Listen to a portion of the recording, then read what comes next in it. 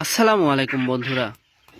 অল্প জায়গায় বেশি পরিমাণে কোয়েল পাখি পালন করা যায় বিধায় কোয়েল পাখি একটি লাভজনক ব্যবসা আমরা সকলেই মনে করে থাকি। কিন্তু আসলেই কি কোয়েল পাখি একটি লাভজনক ব্যবসা?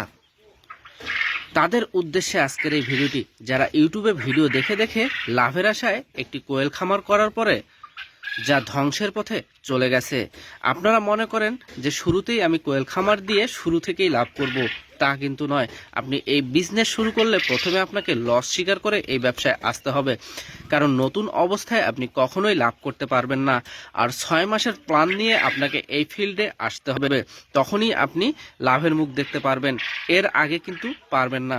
কোয়েল পাখির ব্যবসা বা কোয়েল পাখির খামার করতে গেলে শুরুতেই আপনাকে যে কাজটি করতে হবে সেটি হচ্ছে আপনাকে 6 মাসের একটি প্ল্যান নিয়ে এবং পিছনে সাপোর্ট, এক কথায় টাকার সাপোর্ট বা পয়সার সাপোর্ট এবং মানুষের সাপোর্ট, সেটা ফ্যামিলি, স্ত্রী, বাবা মা যে হোক না কেন, একটি সাপোর্ট যদি থাকে তখনই আপনি কিন্তু এই সেক্টর থেকে লাভবান হবেন ইনশাআল্লাহ।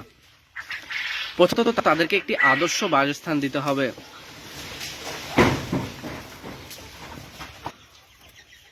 কোনো ব্যবসায় পুঁজি ছাড়া সম্ভব হয় না এবং ফ্যামিলির সাপোর্ট ছাড়া সেখানে সফলতা অর্জন করা যায় না। তাই এই দুইটি আগে রেডি করবেন, ফ্যামিলি সাপোর্ট প্লাস যে 6 মাসে যে প্ল্যানটা করবেন ওই প্ল্যান মাফিক পুঁজি বা অর্থ। আপনি কত টাকা ইনভেস্ট হচ্ছে 6 মাসে, আপনি কতগুলো পাখি লালন পালন করতে পারতেছেন, আপনি খাদ্যের নিশ্চয়তা, আপনাকে ওষুধের নিশ্চয়তা, দেন তারপরে না লাভের চিন্তা ভাবনা করবেন। কিন্তু আমরা শুরুতেই দেখি যে 100 কোয়েল পাখি পালন করলে প্রতি মাসে তো লাভ হচ্ছে কত, 2000, 3000, 4000।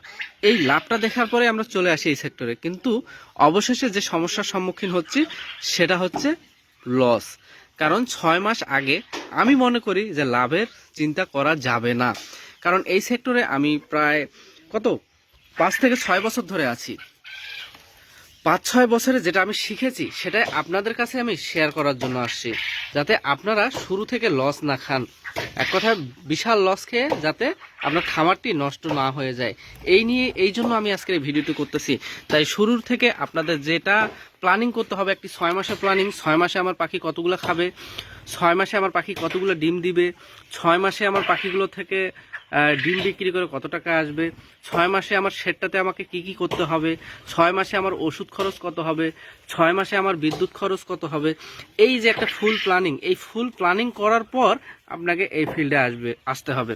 আমরা হাতে কলমে কাজ করি না বিধায় কিন্তু 100%-এর ভিতর 95% খামারিয়ে ধ্বংস হয়ে যাচ্ছে। আমরা যদি হাতে কলমে এবং লিখিত আকারে আমাদের প্ল্যানিংগুলো সাজাই, অবশ্যই আমরা সফল হব 100-এর মধ্যে 80%। কিন্তু এখন অনেকেই বলেন যে ডিম বিক্রি করতে পারতেছি না, ডিম বিক্রি করা যায় না, ডিম নেয় না কেউ, এই জন্য আমাদের লস হচ্ছে, এই ব্যবসা লাভ নাই।